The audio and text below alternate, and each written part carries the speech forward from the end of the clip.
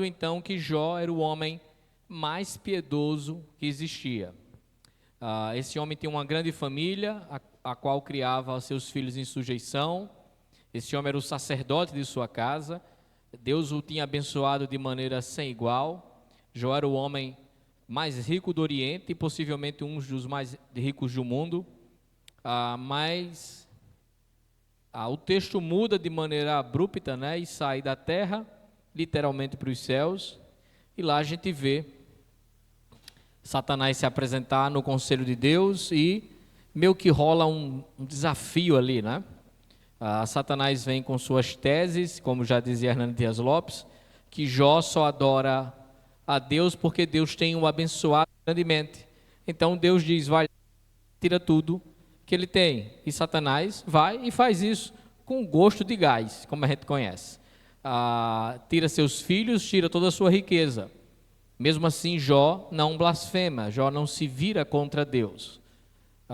E novamente há outro encontro, e Deus parece que fustiga mais uma vez Satanás.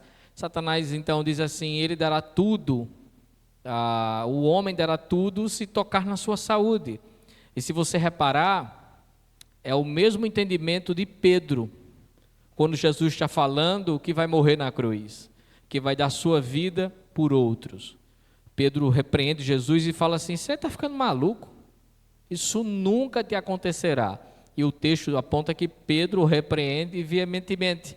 Interessantemente, Jesus fala, para trás de mim, Satanás, tu entende das coisas dos homens, não das coisas de Deus.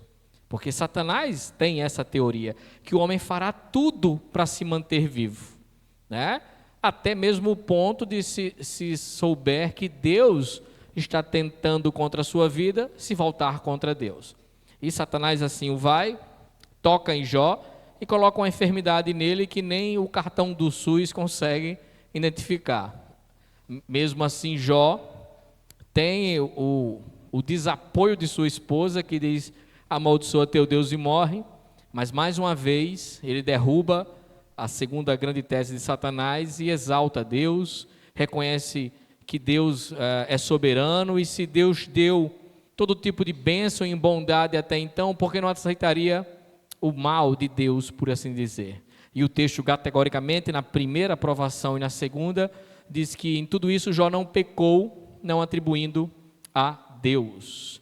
Então a gente finda o capítulo 1 e 2 com o nosso segundo personagem mais importante do livro, na bad das bads, né? Pobre, doente, sem o amparo da sua esposa, sendo tido realmente como uma espécie de monstro para a sua época.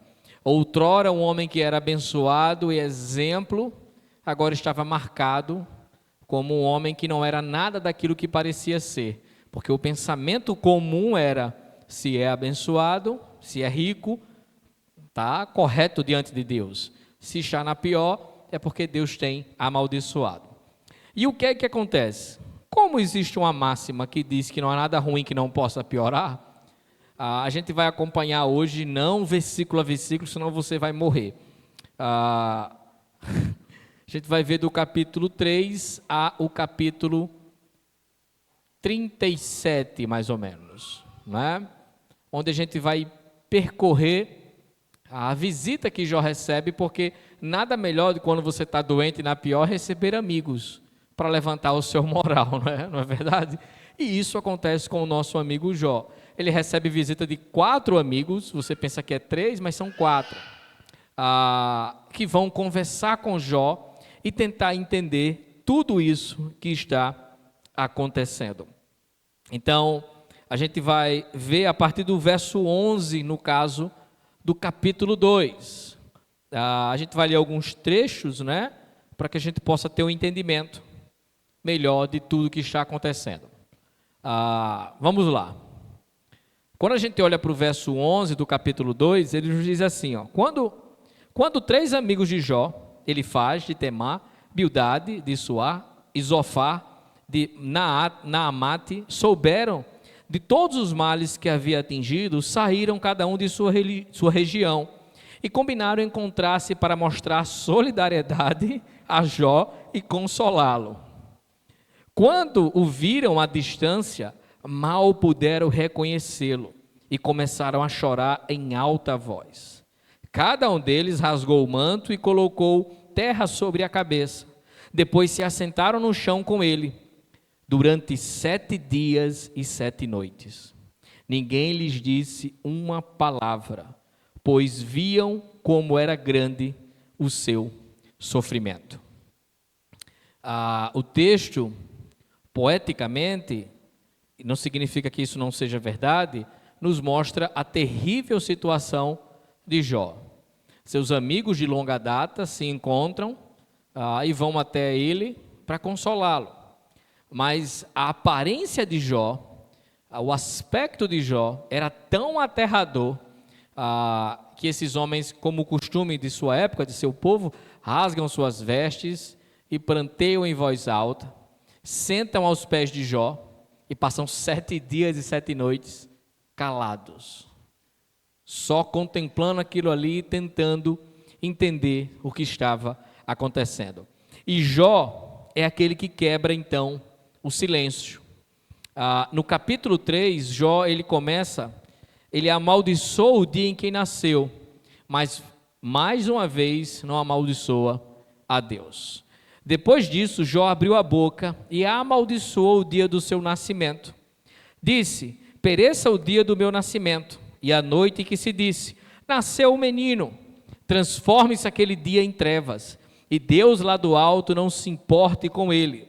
Não resplandeça a luz sobre ele. A dor de Jó, o sofrimento de Jó era tão grande, e Jó não amaldiçoa a Deus em momento nenhum, não se volta contra Deus, mas se volta contra ele próprio, né? Amaldiçoando o dia que nasceu, pelo terrível sofrimento a qual ele estava passando. Não é que Jó estava tentando contra a sua própria vida, não é isso. Mas Jó está colocando toda a sua existência numa balança e dizendo que aquilo ali já não fazia mais sentido, né? Para que nascer e passar por tudo isso? Para que ter tido tudo que eu tive se esse é o meu final? Maldito foi o dia a qual eu nasci. E os amigos de Jó, diante dessas palavras, eles vão continuar, de certa forma, a pegada do livro e a mesma fala de Satanás. Eles parecem que estudaram juntos, né? Eles vão continuar com outras palavras a teoria de Satanás de que Deus, o homem adora a Deus porque tem as coisas. E quando tem as coisas é porque ele está bem com Deus. Quando o homem não tem nada é porque ele não está bem com Deus e Deus se voltou contra ele. Eles começam a olhar para Jó e pensar assim: rapaz, será que Jó realmente é essa coisa toda? Será que Jó realmente não fez alguma coisa de errado? E eles vão começar a fazer várias acusações contra Jó. 16 acusações, para ser mais específicos. Eles vão acusá-lo de vários pecados. Dentre eles vão chamar Jó de adúltero, de ladrão. Vão dizer que Jó só enricou porque roubava as viúvas e os órfãos. Vão dizer que Jó era louco e por causa de sua loucura Deus matou os seus filhos. Eles são impiedosos com Jó. E ainda bem que são amigos. Fica a dica.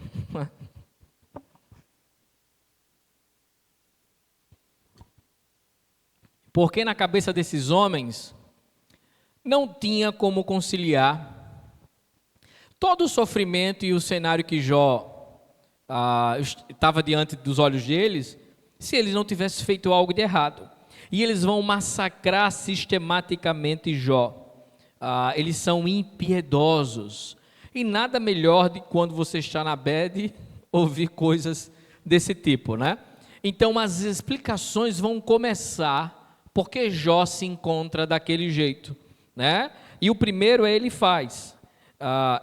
Ele questiona então a integridade de Jó. Lembra que eu falei que integridade é algo bastante importante no livro, né?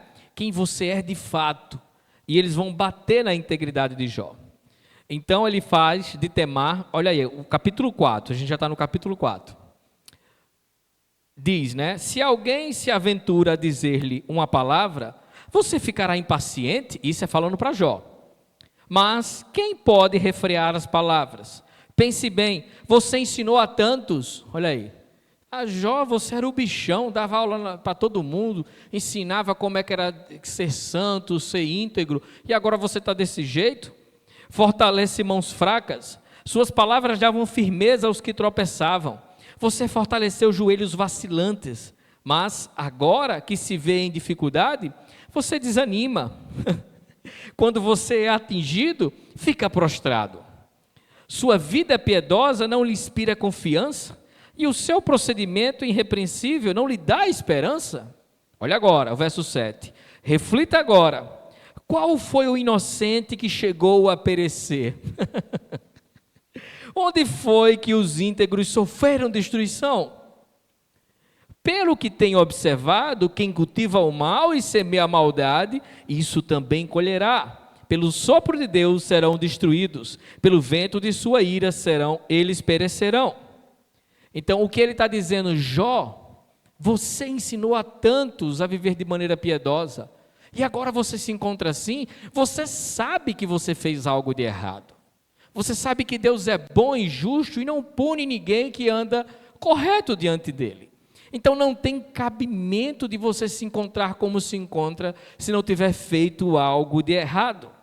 Afinal de contas, qual inocente pereceu? Qual justo passou por algum tipo de aflição? Qual íntegro foi destruído? Isso não existe, Jó. Confesse logo o que você fez. Você cometeu algo de errado. Você roubou, você adulterou, você mentiu, você é um louco. Confesse seu pecado. E esses discursos, eles serão intercalados. Um dos amigos vai fazer várias acusações e Jó vai se defender. Depois vem outro, um cansa, dá vaga para outro, né? Entra e vai fazer mais acusações, fica acordado o Everson, e Jó vai se defender, e assim vai, e assim vai. Já se liga aí, viu, Kevin? E assim vai. Vitor. E assim vai. Bildade também questiona a integridade de Jó. E aqui já é o capítulo 8. Deixa eu virar a página aqui. Então Bildade de Suá respondeu: até quando você vai falar deste modo? Isso aqui é porque Jó já tinha se defendido, né? Não fiz nada de errado não, Deus sabe. Então ele fala, mas até quando tu vai ficar mentindo? Negando que tu é um caba ruim. Suas palavras são um grande vendaval. Acaso Deus torce a justiça? Será que o Todo-Poderoso torce o que é direito? Quando os seus filhos pecaram contra ele, ele os castigou pelo mal que fizeram. Ele está dizendo que Deus matou seus filhos porque eles fizeram algo de errado. Não me vê com essa conversa que você orava, fazia sacrifício, era um pai presente na vida deles, nada disso, seus filhos eram sem vergonha. Fizeram algo de errado, por isso Deus os matou. Belas palavras, né? Mas, se você procura Deus, implora junto ao Todo-Poderoso, se você for íntegro e puro, Ele se levantará agora mesmo em seu favor e restabelecerá no seu lugar, porque sua justiça cabe a você. No seu começo parecerá modesto, mas o seu futuro será de grande prosperidade. Amém. Só, se você fizer o que é reto, se implorar a Deus, Ele vai mudar teu quadro, porque Deus é bom. Porque Deus olha para aquele que se arrepende. Se arrependa, Jó, do seu pecado. Você fez algo de errado. E mais uma vez, intercala com as defesas de Jó. Então Bildade sai e passa o microfone para Zofar, que vai questionar também a integridade de Jó. Então Zofar de Naamate responde: ficarão sem respostas todas essas palavras? Porque ele está vendo, né, o primeiro falar e fica indignado e diz: rapaz, que arrumação é essa aqui? Esse acaba com essa lorota toda. Ninguém vai dizer nada não, né? Ira sem Ira sem confirmar o que esse tagarela está dizendo? Perdão, irá se confirmar o que esse tagarela está dizendo? Eles já estão dizendo assim, Jó está conversando besteira, e o que ele está falando está certo? Ninguém vai dizer nada não? Sua conversa tola calará os homens? Ninguém o repreenderá de sua zombaria? Porque Jó está se defendendo, e Zofar diz assim, esse homem está conversando é besteira. Ninguém vai calar a boca desse homem não? Falando toda essa besteira, dizendo que ele não fez nada, que ele é justo, que ele é correto, que ele sabe que Deus pune quem anda fora de seus caminhos, porque o mal traz o mal e tudo bem, mas ele diz que não fez nada de errado. E seus amigos ficam indignados. Por fim, a gente vai ver então Elifaz, Bildade e Zofar, que questionam a integridade de Jó, rebatem Jó, acusam várias vezes Jó, dizendo que ele pecou, que ele fez algo de errado, porque não tem cabimento. Ele está passando o que passou. Ele roubou, ele adulterou, ele mentiu, ele era louco, e seus filhos pecaram contra o Senhor, por isso que essas coisas aconteciam. E por fim, Eliú, o quarto amigo de Jó, talvez você não conheça, porque ele era jovem, e não por ser jovem que ele era insignificante, mas por algum motivo nem o próprio Deus cita ele. Mas veja que ele chega como jovem, chegando, ele é meio que descolado.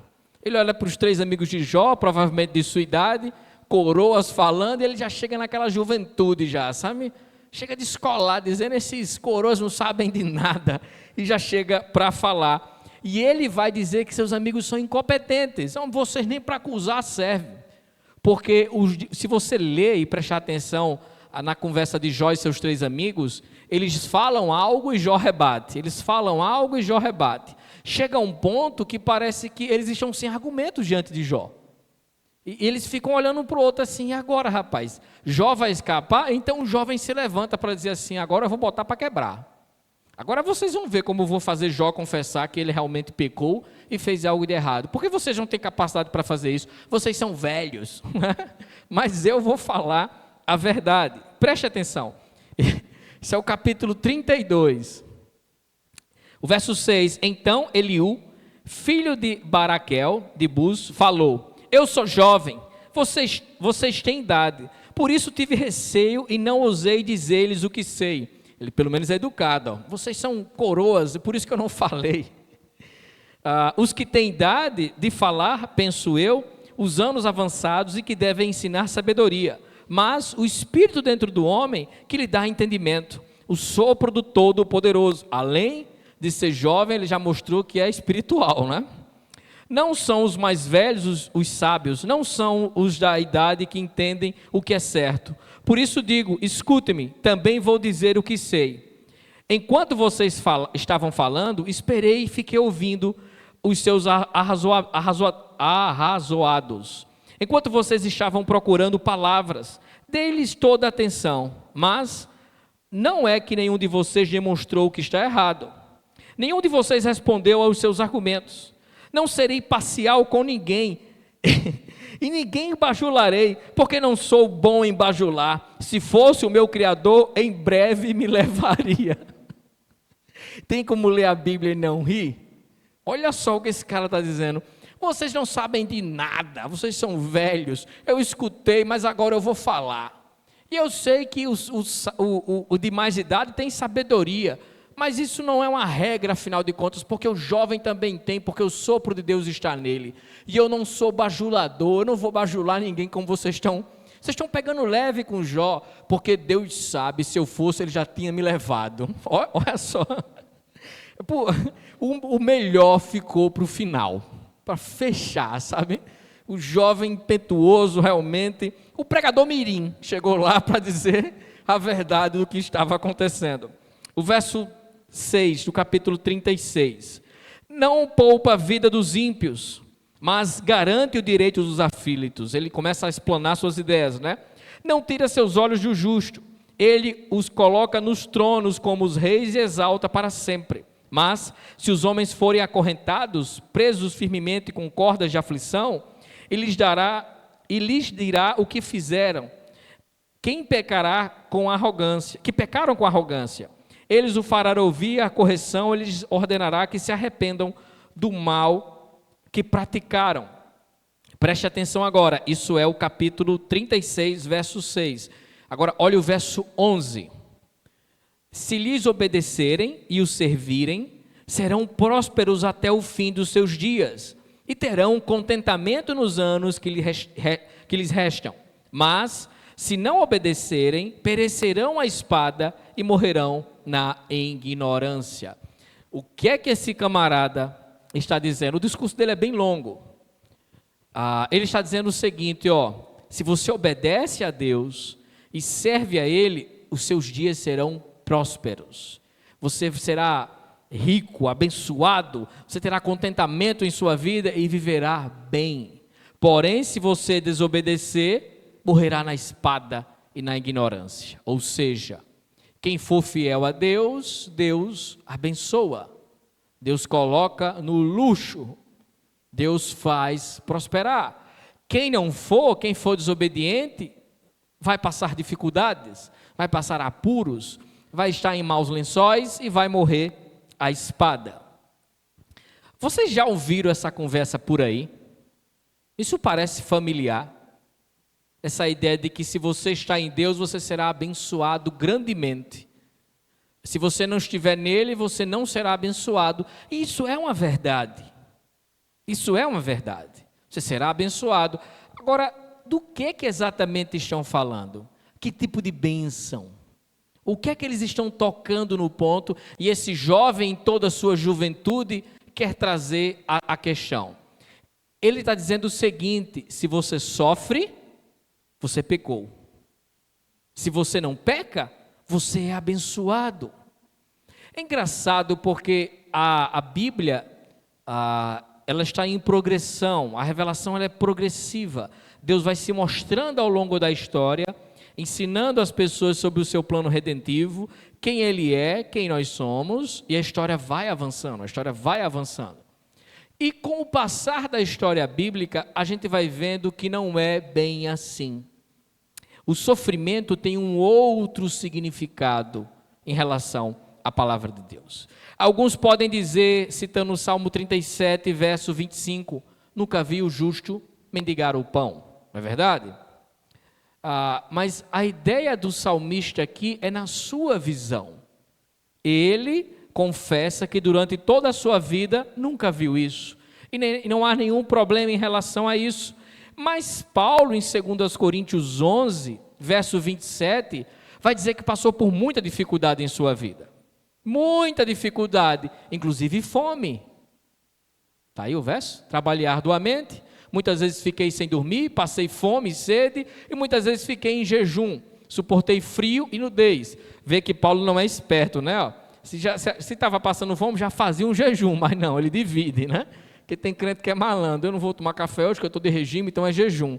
Paulo não tem isso. Ele atesta que passou fome e sede. E Paulo não era justo? E Paulo não era abençoado por Deus? Então alguma coisa está errada. Em 2 Coríntios 8, verso 1 e 4, Paulo, quando está levantando uma oferta para os crentes em Jerusalém, os crentes judeus, porque uma grande fome se levantara, os crentes da Macedônia, de igrejas que eram bastante pobres, quiseram ajudar. Eles padeciam necessidade, passavam grandes dificuldades financeiras e quiseram ajudar os crentes em Jerusalém. E Paulo, em meio da mais severa tribulação e grande alegria, e a extrema pobreza deles, transbordaram em rica generosidade. Extrema pobreza. Extrema pobreza. É o que Paulo está dizendo. O que você entende sobre extrema pobreza no primeiro século, depois de Cristo? Devia ser complicado, né? E essas pessoas não eram abençoadas?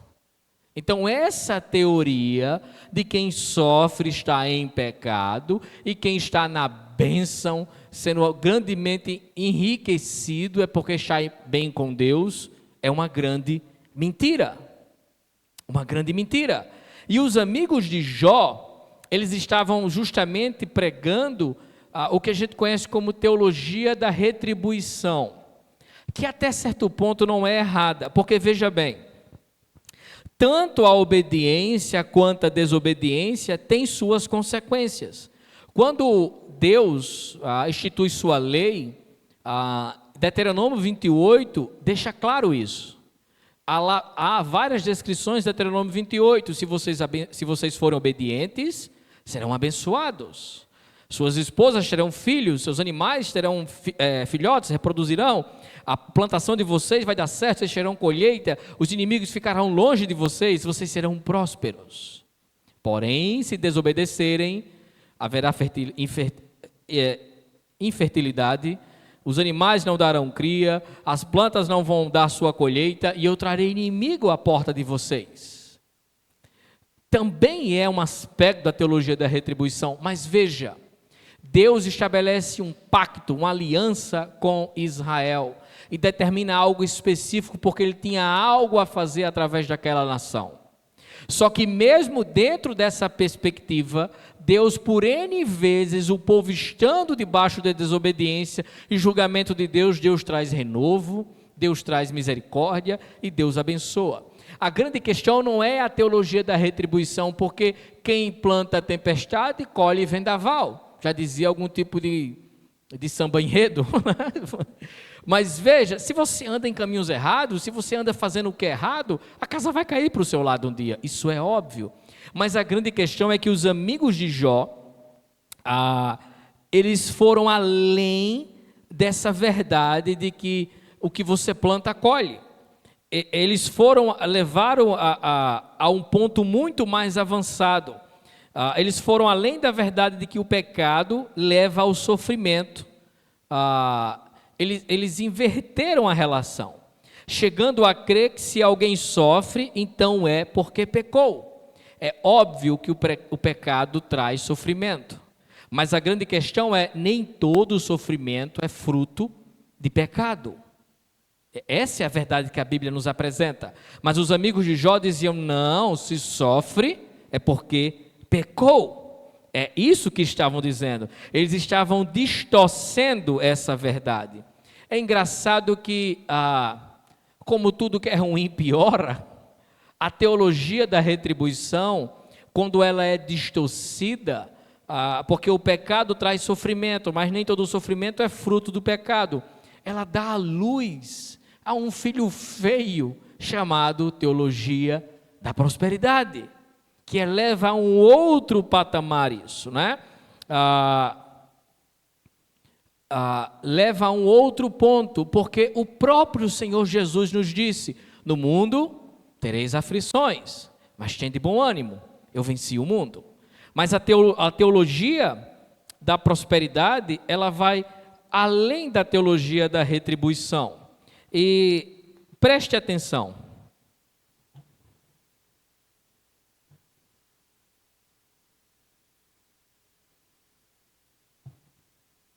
Como eu disse, a falsa lógica da teologia da retribuição, que diz que Deus recompensa com prosperidade aquele que é justo, mas pune os pecadores com sofrimento. Esse conceito é até encontrado na aliança, onde Deus permite bênçãos e bênçãos materiais para quando Israel obedecesse a lei e puniria eles. No entanto, como eu disse, os amigos de Jó levam isso a um outro extremo, assumindo que todo sofrimento é resultado de pecado. E essa mesma lógica distorcida continua presente em muitos contextos hoje. Preste atenção. Por mais que vocês, a maioria, sejam da Igreja Batista, e temos uma teologia alicerçada no que a gente entende ser correto e as Escrituras, a gente nunca vai defender a teologia da prosperidade, a gente nunca vai compactuar com certas coisas, como algumas manigas gospel, né? Sal, não sei o que lá. Porém, entretanto, todavia, essas coisas são sutis e elas começam a entrar nas nossas vidas. A música, muitas vezes, é um condutor para isso, porque Enquanto o caba está cantando e você cantando, você está absorvendo e aprendendo a teologia de quem canta. E quem canta os males espanta, também espanta às vezes o ensinamento bíblico correto, porque essas coisas começam a ser implantadas no nosso subconsciente. E vai ficando aquilo, até chegar a um ponto de florescer. E se alguém perguntar, o que é que tu acha da teologia da prosperidade? Não, isso aí não está na Bíblia não. Mas a gente começa a pensar como teologia da prosperidade, a responder como ela, a reagir como ela, e isso vai contaminando o evangelho da graça. Quando enfrentamos dificuldades, é comum a gente se perguntar, será que eu fiz alguma coisa de errado? Por que eu estou passando por isso? Será que eu cometi alguma falha? Será que Deus está me castigando? Porque tem crente com 40 anos de evangelho que ainda não entendeu que Deus ama o crente verdadeiramente, a ponto de dar a vida do seu filho. E que Deus não tem nenhum pensamento ruim ao nosso respeito. Que Ele nos ama e nos ama de fato e se alegra com a nossa existência. Deus nos ama incondicionalmente. E isso significa que Ele não tem nada contra nós. Romanos 5, a partir do verso 1. Tendo paz com Deus. A paz com Deus não significa ausência de conflito, não é um cessar-fogo, significa que não há mais nada um contra o outro, agora há um relacionamento de pai e filho. Mas é comum, pela enxurrada de coisas que ouvimos, quando a gente está na bad, a gente vai e pensa, será que eu fiz algo de errado? Será que Deus está me punindo? Será que foi algum pecado meu? Não que nós não cometamos algumas peripécias que resultam em sofrimento, mas às vezes não é o caso, e a nossa mente nos questiona. Ou então quando vemos alguém passando por uma dificuldade, e aqui é mais gostoso, não é? Porque pensar sobre você não é tão bom, mas apontar para o outro, como é gostoso, não é? Sair de mim e olhar para o outro, por que ele está passando por isso? Deve ser a mão de Deus, cadê Vinícius? Deve ser a mão de Deus pesando. Ele deve ter cometido algo de errado. Esse cara tem uma vida correta, uma vida boa, ela era abençoada. De repente está numa cama, de repente está passando por isso. Com certeza é Deus castigando. Com certeza é Deus pesando a mão porque fez algo de errado. Esse raciocínio simplista ignora a complexibilidade da vida e do agir de Deus.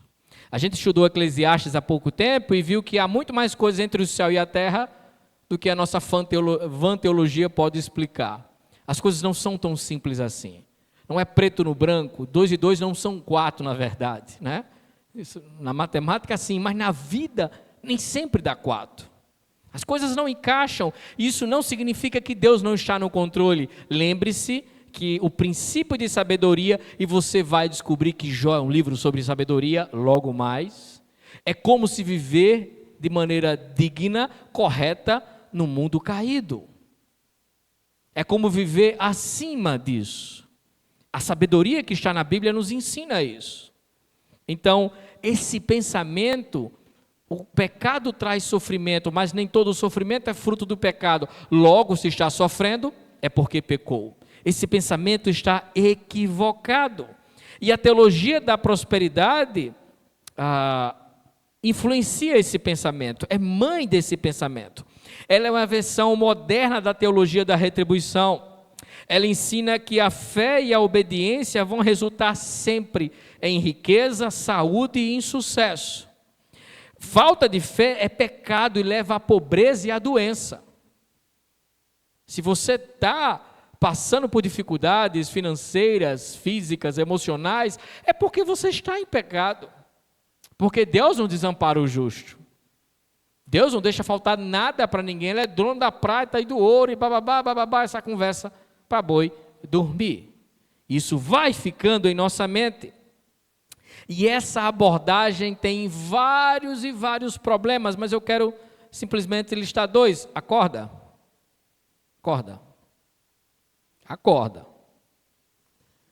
Autocondenação. Quando um crente enfrenta sofrimentos, ele pode se sentir culpado e indigno, achando que está sendo punido por Deus. Está passando por uma dificuldade e pensa assim: Deus não me ama mais. Deus tem seus queridinhos e eu não sou um deles. Com certeza eu fiz algo errado. Foi aquele culto que eu faltei por causa do aniversário. Deus pesou a mão. Deus está me pegando. Com certeza Ele não me ama mais como antes. Talvez nunca tenha amado. E sabe quem é que gosta de ouvir essas coisas e chegar junto para ajudar? O capeta. Ele diz assim: homem, é verdade, homem. Tu não chega nem perto lá. Olha cicrano, olha fulano. Tu é um crente meia boca. Sai disso aí que não está dando futuro. Vem para o meu lado que é melhor. Julgamento ao próximo é um dos grandes problemas. Se alguém está sofrendo, a gente conclui rapidamente: ele deve ter feito algo de errado. Como é bom acusar os outros. Não é bom? 95% de nossas conversas é falar dos outros. E isso inclui acusar os outros. Somos seres de justiça tortuosa. Todo mundo tem um tribunal dentro de sua cabeça, um juiz, um promotor e um advogado. E o promotor é aquele capeta da Auto da Compadecida. Quando a gente vê de estar errado, martela, culpado. Pelo sim, pelo não, eu vou logo levar esse. É muito bom acusar os outros, sem saber de toda a história, de todo o contexto, mas a gente olha e condena. E não me venha com não julgueis. A Bíblia manda julgar segundo a reta justiça, que é a palavra de Deus. Eu estou falando que nós julgamos com os nossos preceitos, a nossa lógica distorcida, porque a gente entende muito de Deus. A gente é muito espiritual quando é para julgar os outros. A gente entende muito quando é para julgar os outros. E é bom fazer isso. É bom fazer isso. É doce. Essa mentalidade ignora que muitos fiéis na Bíblia sofrem, não por causa do pecado, mas como plano de Deus. Você sabia que o plano de Deus para as nossas vidas inclui sofrimento? Ah, pastor, eu paguei para vir para cá para ouvir isso. Poderia ter ouvido de graça, se tivesse lido o livro de Jó. Mas é a verdade. Na vida cristã existe sofrimento. Na verdade, na vida existe sofrimento. Só que na vida cristã a gente entende o porquê sofre. E sabe que isso tem um fim.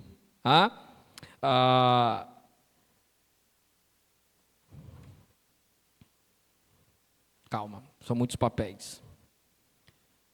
A Bíblia, ela vai, na verdade, nos ensinar que o sofrimento na vida do crente não é sem propósito, não é sem cabimento. A Bíblia ensina, na verdade, que a vida do justo é marcada por sofrimento. E que a falta de prosperidade material, e às vezes sofrimento físico, emocional e até psicológico, faz parte do caminhar. A gente vai ver inúmeros personagens na Bíblia que passaram por sofrimentos. José botaram ele no relaxado, levaram ele embora, foi vendido. Os profetas, perseguidos, mortos, humilhados, os profetas sofreram. Jesus, tem que dizer mais alguma coisa? Os apóstolos, todos sofreram. A grande maioria foi martirizado. A igreja primitiva, grande sofrimento, e até hoje o cristão padece nesse mundo. Nós sofremos. Todo mundo tem suas marcas, seus hematomas espirituais. Hematomas no coração, na mente, ou até no corpo físico, por assim dizer. Todo mundo padece, sofre nessa vida, independentemente de estar pecando ou não. Essa vida é marcada por os sofrimentos. Mas como devemos agir diante dos sofrimentos? O que a gente deve fazer? Se o sofrimento não é necessariamente um sinal de pecado, Como devemos encarar nossas dificuldades e as dificuldades dos outros? Diante do nosso próprio sofrimento, a gente deve confiar que Deus tem um propósito, mesmo quando nós não entendemos. Estamos passando por uma grande dificuldade? Não questione onde Deus está nisso. Não questione se Deus está cego, maluco, dormindo. A gente nem precisa entender. Você precisa saber que Deus tem um propósito para todas as coisas. Que Ele sabe o que é melhor. Não que fazer você passar por aquilo é algo bom para Deus nessa perspectiva. Ele não gosta de nos ver sofrendo. Mas os sofrimentos são inerentes nessa vida. E às vezes precisamos sofrer. Porque somos crentes remando contra a maré. E nessa vida teremos aflições. Então não questione o porquê você está passando. Você sabe. Você é crente. É por isso que a gente sofre de certa forma. Você é pecador. Você está no já e ainda não. Você está numa realidade ainda caída. Então não pergunte por que você sofre. Seria muito bom vivermos o conto de fada do mundo gospel. Que ninguém adoece, ninguém morre, ninguém envelhece, ninguém padece dificuldade. Mas amanhã ou depois, muitos de nós serão recolhidos, adoecerão, passarão dificuldades, se encontrarão com o Senhor. Mas isso não significa que Deus deixou de amar, não significa que Deus não é bom, não significa que nós não estamos entregues à nossa própria sorte. Isso faz parte desse mundo caído, que já foi visitado por Deus e já foi mudado essa perspectiva, mas estamos no já e no ainda não. A gente deve, na verdade, como diz John Piper, não desperdice o seu sofrimento, porque sofrimentos são oportunidades ímpar para crescimento. É na fraqueza que o poder de Deus é aperfeiçoado. Já percebeu quando a gente sofre, a gente se aproxima mais de Deus? A gente encontra tempo para orar, para ler a Bíblia, para ir para uma célula, para ir para o culto, até para EBD aparece, com caderno e tudo para anotar. E não tinha tempo para nada, mas quando está na bed, corre logo para os pés de Jesus. E até aconselha outros, calma, vai dar certo. Então aproveite as dificuldades para tentar enxergar Deus nisso. E você vai conseguir. E você vai conseguir.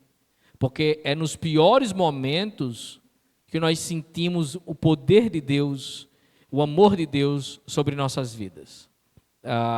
Rejeite a culpa infundada, lembrando que Deus nos ama e não nos pune arbitrariamente. O que eu disse, Deus nos ama, independentemente do que você faça. Óbvio que quando nós pecamos, entristecemos o Espírito Santo, mas não há nada que você possa fazer para Deus lhe amar mais ou menos. Absolutamente nada.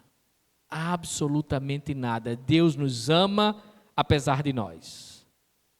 Quando o apóstolo Paulo diz que nada nem ninguém nos separará do amor de Cristo, do amor de Deus que está em Cristo Jesus, ele está incluindo nós mesmos nisso.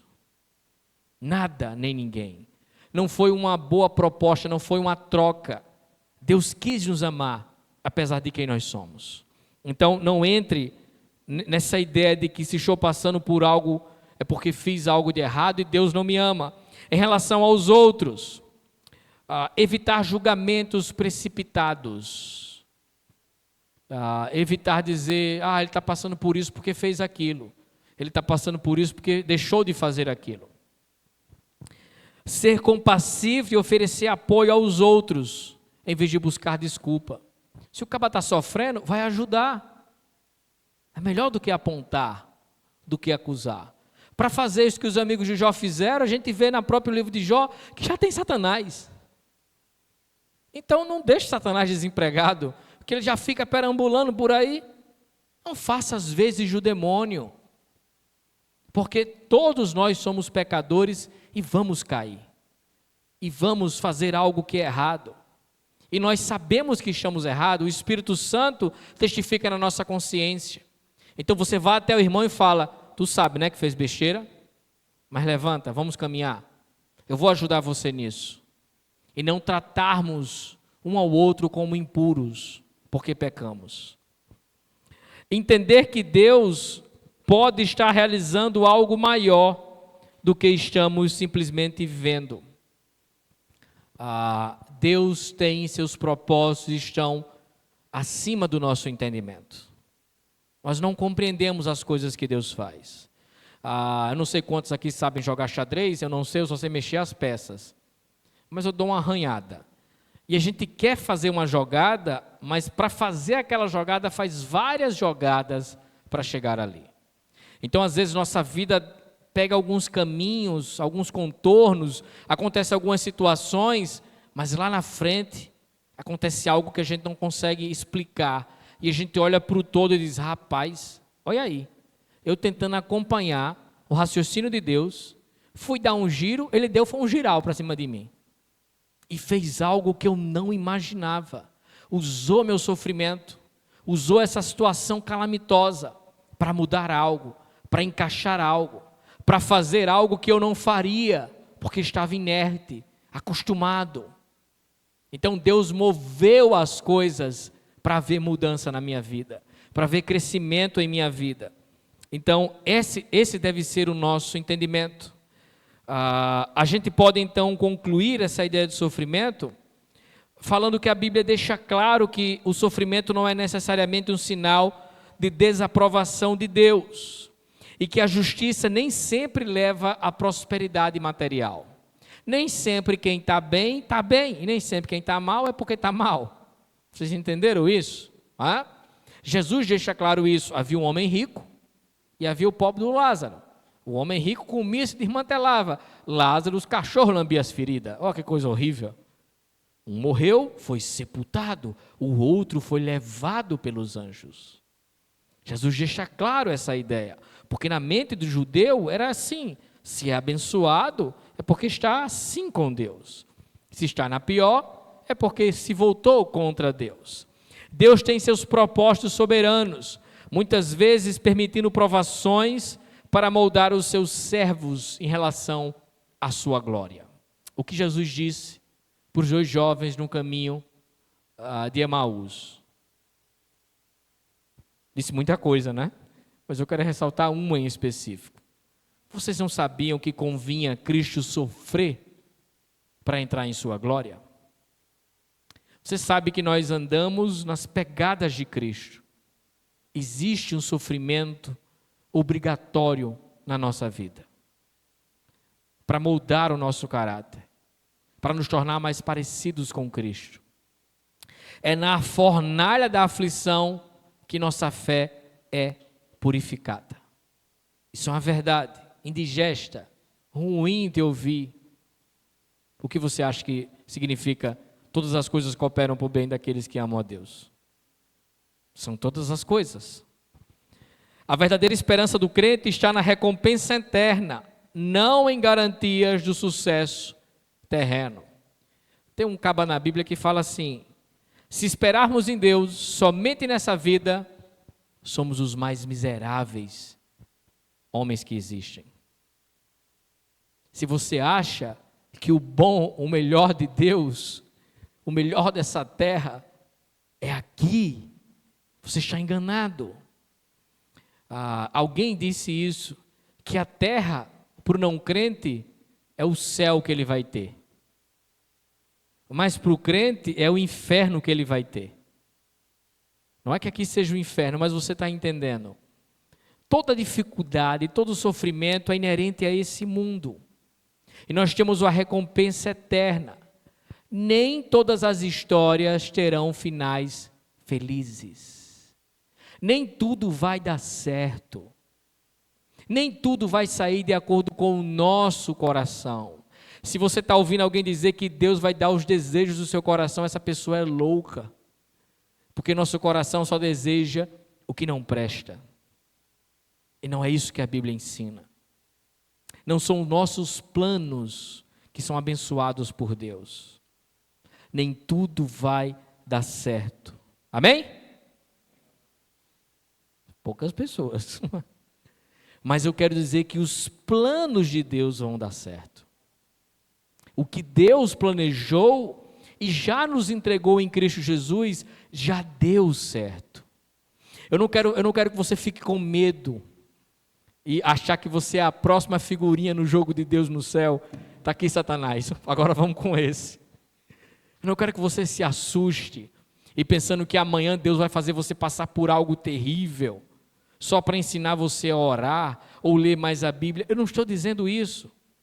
Eu estou querendo dizer que nesse mundo teremos aflições, mas Deus está conosco. Deus já venceu o mundo. E independentemente como seja o resto de nossas vidas, quer seja abençoado grandemente ou não, já estamos em Cristo Jesus. E quando nossos olhos se fecharem ou Ele voltar antes, veremos o Senhor como Ele é. E tudo isso vai passar. Tudo isso vai passar. Tudo isso terá o seu fim.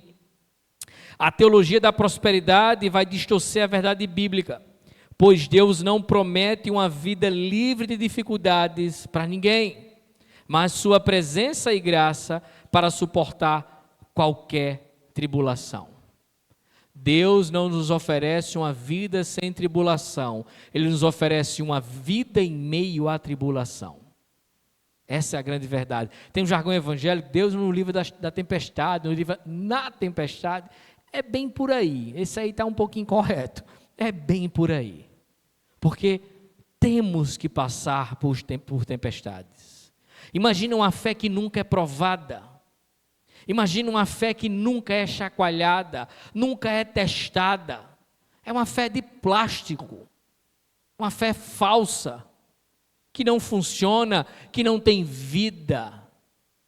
Um cristão sem marcas no seu corpo, na sua mente e no seu coração, não é um cristão. Não é um cristão. E é impressionante o quão cria-se um evangelho que bota as pessoas numa de vidro, redoma. Você vê como eu não prego isso, que eu nem sei o nome. Nada vai acontecer na sua vida. Você não vai nem ter dor de cabeça. Nada vai acontecer ruim. Nem seu time vai perder mais. É tudo agora só vitória. E assim vai, e assim vai. Mentira. O nosso Cristo foi coroado com a coroa de espinhos. O nosso Cristo foi exaltado, não em um trono glorioso nessa terra, mas no madeiro. Não significa que o cristianismo é uma vertente de sofrimento e pelo sofrimento atingimos algo superior, não é isso. Mas estamos na contramão do mundo, estamos na contramão da nossa carne, dos nossos pensamentos, então iremos sofrer. Mas Deus está acima de todas essas coisas e nos dá a capacidade de passar por isso. Então eu quero finalizar porque o melhor está por vir, que é amanhã, né? Grandes coisas. A partir do discurso dos amigos de Jó, a gente percebe que a tentativa humana de explicar o sofrimento, ela é falha e injusta. Quando a gente se coloca no lugar de Deus e tenta explicar por que as coisas acontecem, é danado para a gente meter os pés pelas mãos. E dizer, isso aí aconteceu porque tu fez alguma coisa de errado. E condenar e julgar, enfim.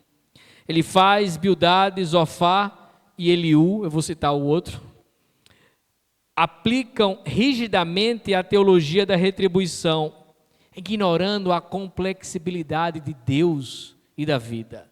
Como eu disse, as coisas não são tão simples assim. O livro de Jó, assim como o João 8 vai nos mostrar que nem todo sofrimento é fruto realmente do pecado. E eu termino mostrando algo a você. Preste atenção. Deixa eu beber água.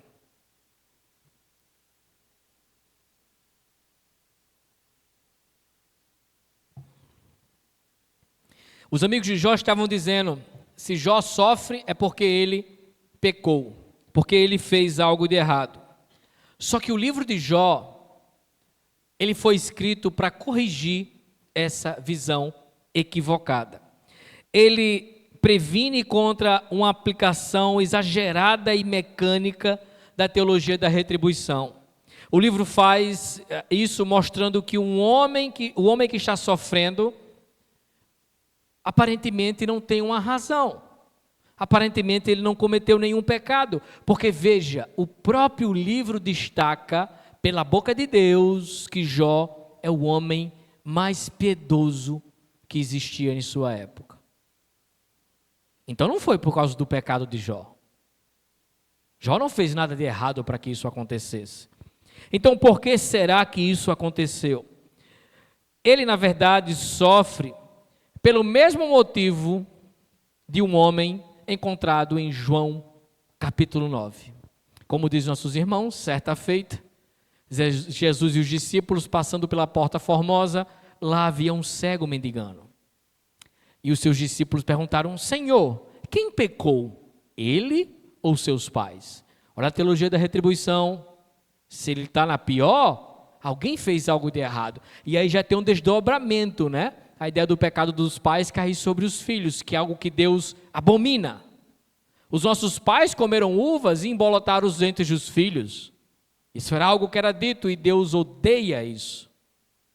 Então, o que Jesus responde aos seus discípulos? Você lembra? Você lembra sem olhar? O que Jesus responde? Por que então?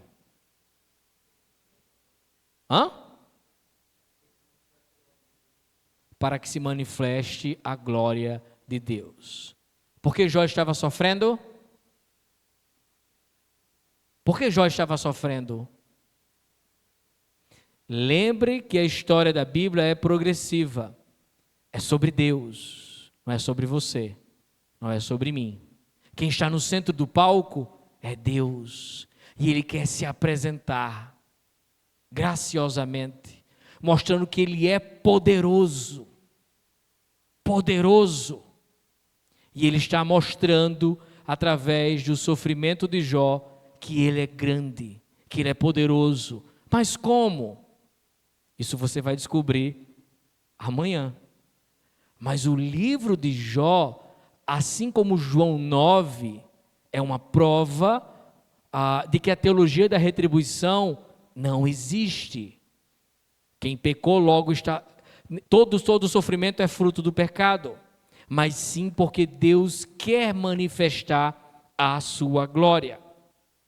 A difícil verdade e indigesta verdade, tanto de João 9 como de Jó 10,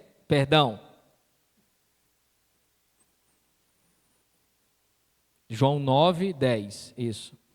É que Deus é glorificado através do sofrimento dos seus servos fiéis. É bom ouvir isso? Que Deus é glorificado através do nosso sofrimento. Ele rejeita então o livro de Jó, a teologia da retribuição e o que os seus 3 amigos estavam tentando explicar sobre a origem do sofrimento. Jó demonstra de uma vez por todas que o pecado pessoal não é a única razão do sofrimento. Mas eu termino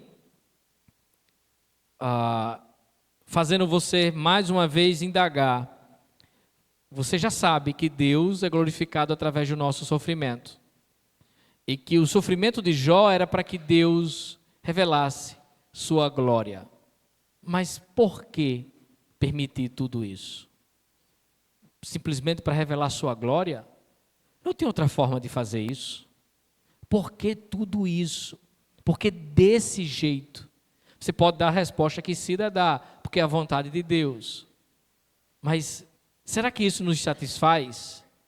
Será que o livro foi escrito simplesmente para nos dar essa resposta? Porque é a vontade de Deus. Não. Amanhã nós descobriremos. Amém. Meus irmãos, eu quero pedir